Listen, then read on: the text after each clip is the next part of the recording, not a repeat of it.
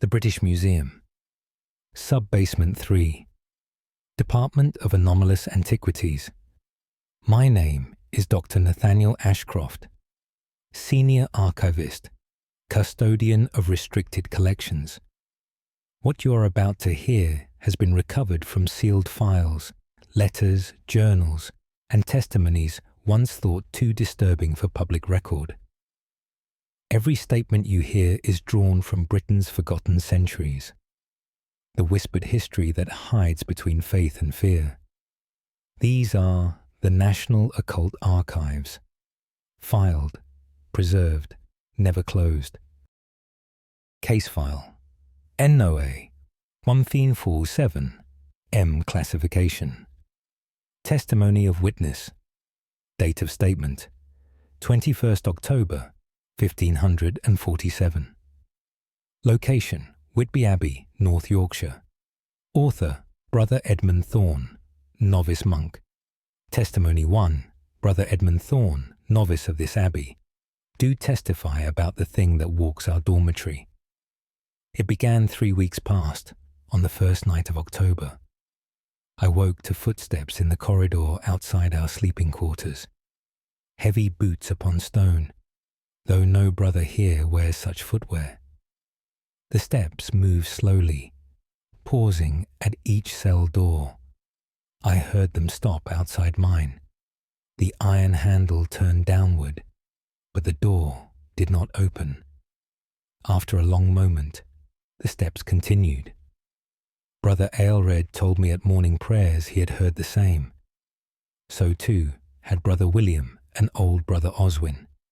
None had risen to investigate, for the steps carried a weight to them that kept us pressed beneath our blankets.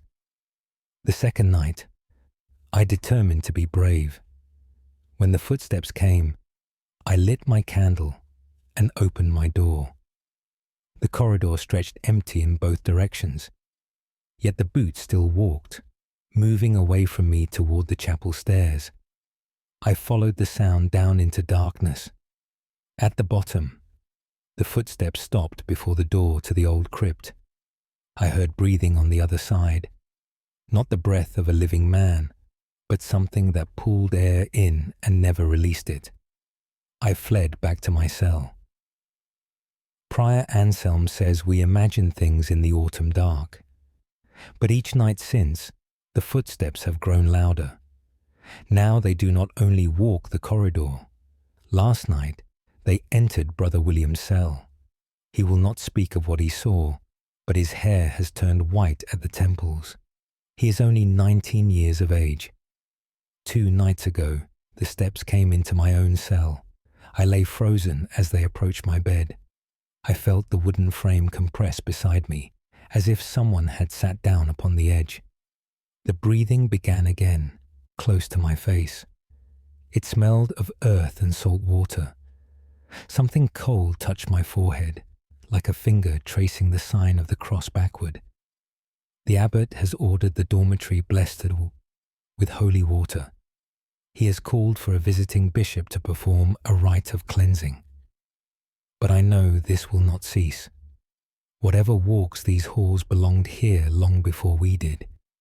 It returns each night because it cannot do otherwise. We are the guests in its home. Tonight I shall not sleep. I shall keep my candle burning until dawn. Brother Oswin says we should abandon the East Dormitory entirely, but the abbot will not hear of it. He says we must have faith. I have faith, but faith does not stop the footsteps. Brother Edmund Thorne, Whitby Abbey, North Yorkshire. 21st October, 1547. Archivist's note. Dr. Nathaniel Ashcroft. Document recovered from Whitby Parish Collection, 1998. Records indicate the East Dormitory was abandoned 16 months after this testimony. Brother Edmund transferred to a monastery in Durham. No explanation appears in the official Abbey Chronicles. End of file. Proceeding to next recovered document. The following document was never intended for public release. Case file Noah 1923p. Classification. Personal account. Date of statement 9th January 1623. Location Dartmoor, Devon. Author Reverend Thomas Blackwood. Vicar. Account Y. Reverend Thomas Blackwood, Vicar of St. Michael's Parish. Do account the events at Widow Harrow's cottage. The widow sent for me on the 6th day of January. Her message said only that something spoke in her home, and she required a man of God. I arrived that evening as snow began to fall across the moor. Margaret Harrow is 70 years of age, sound of mind, respected in the village. She met me at her door with a candle, her face pale but steady. She bid me enter and listen. At first, I heard nothing but wind against the thatch. We sat in silence near her hearth. Then, after some minutes, I heard it, a voice, speaking from the walls themselves, not from any particular place, but from the very stones and timber of the cottage. It spoke in Latin. Miserere mei, it said, have mercy on me. I am learned in Latin from my studies. I recognized the words of Psalm 51, but the voice that spoke them was not human. It held no breath, no warmth. Each word came hollow, as if echoing up from a deep well. Who speaks? I called out. Show yourself in God's name. The voice continued the psalm, verse after verse. Quo mundum crea in me Deus. Create in me a clean heart, O God. Widow Harrow told me it had begun 3 days prior. The voice speaks only at night, always in Latin, always the same prayers. She has not slept since it started. Her neighbors heard it too, and now refuse to visit her. I performed a blessing of the cottage. I walked each room with holy water and scripture, but as I prayed, the voice grew louder. It moved through the walls, following me from room to room.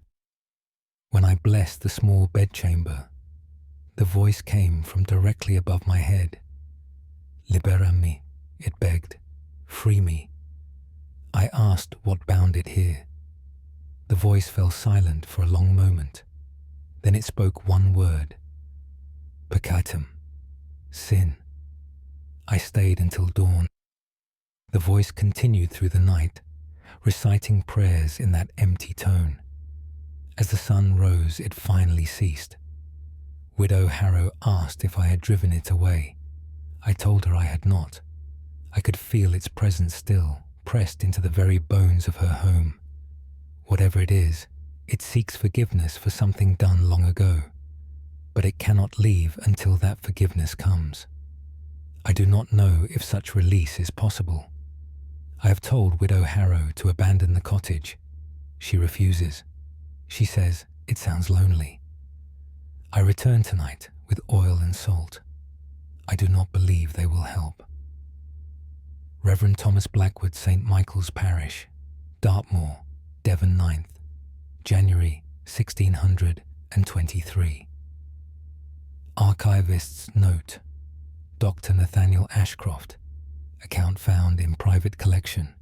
Bristol Antiquarian Sale, 2003.